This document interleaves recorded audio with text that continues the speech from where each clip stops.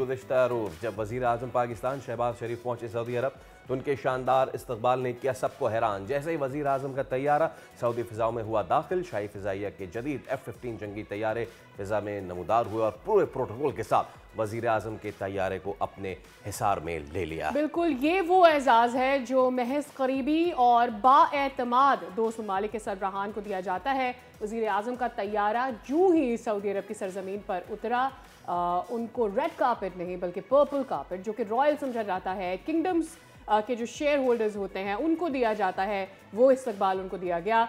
ये मुनफरिद एजाज़ इस बात की वाज़ेह अलामत भी है कि सऊदी क़यादत पाकिस्तान को किस कदर अहमियत और एहतराम देती है। इस्तकबालिया तकरीब में सऊदी शाही ख़ानदान के आला हुकाम और वज़रा मौजूद थे, जिन्होंने वज़ीर आज़म शहबाज शरीफ से गर्मजोशी से मुसाफा किया। इस मौके पर दोनों ममालिक के परचम फ़िज़ा में लहराते रहे। माहौल बरादराना ताल्लुकात की जीती जागती तस्वीर पेश करता रहा। अब सियासी मुबस्सिरीन इस पर कहते हैं कि इस पुरशिको इस्तकबाल से वाज़ेह पैगाम दिया गया है कि पाकिस्तान और सऊदी अरब के ताल्लुकात नई बुलंदियों की जानिब बढ़ रहे हैं।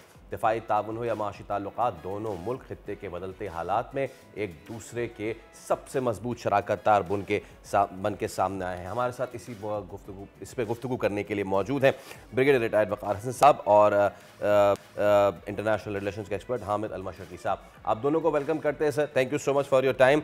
स्टार्टिंग विथ यू ब्रिगेडियर साहब, एक और ज़बरदस्त दिन पाकिस्तान के लिए। हम देख रहे हैं कि अभी we were just going on with the newspapers in the morning, Gulf के हों कि वेस्टर्न हो, सब के सब भरे पड़े हैं इन हेडलाइन से। सो कितना सिग्निफिकेंट है ये, ज़रा ये बताइए। जैसे हिस्टोरिकली देखा जाए तो ये, मैं तो इसको पाकिस्तान सऊदी रिलेशन और इस्लामिक वर्ल्ड के लिए डील ऑफ द सेंचुरी कहूँगा, बिकॉज इस लेवल का जो मुआहदा है पहले इस तरीके से नहीं हुआ था। ऑल्दो हमारी रिलेशनशिप तो बड़ी ज़बरदस्त रही है सिंस 1947। 1951 में एक फ्रेंडशिप ट्रीटी भी हुई थी। उसके बाद पाकिस्तान सऊदी अरब ने कभी पीछे मुड़ के नहीं देखा। लेकिन मेरे ख्याल में जो पिछले 4 महीने में मेजर शिफ्ट आई है रीजन में, वो बड़ी ज़रूरी है। उस पर थोड़ी सी बात कर ली जाए कि एक आई वुड से कि 2 गुंडे हैं जो पाले हुए इंटरनेशनल कम्युनिटी ने, नेतन्याहू वेस्ट एशिया में और साउथ एशिया में मोदी जो है, और इनकी मदद से अगर आप देखें इस्लामिक वर्ल्ड मेनली सैंडविच है इन 2 पावर्स के दरमियान, बाकी साउथ ईस्ट एशिया है। तो इसको अंडरमाइन करने की कोशिश की। 3 अटैक किए गए, पाकिस्तान, ईरान और उसके बाद कतर पे, और एक एफर्ट थी कि एक नया नॉर्मल सेट किया जाए। लेकिन जो रिस्पांस पाकिस्तान ने दिया, आई थिंक अभी बुनियाद मखसूस में DJIS पे आने एक बड़ी बात की थी जो लोगों को समझ नहीं आई कि इसका जो इम्पैक्ट है नजर भी आएगा, उसकी गूंज सुनाई देगी दुनिया। तो ये आई थिंक ये वो रेजोनेशन है या गूंज है जो भी सुनाई दे रही है कि मेरे ख्याल में पाकिस्तान का जो strategic I would say reach है वो बे ऑफ बंगाल से दे के मेडिटेरेनियन तक कायम हो गया।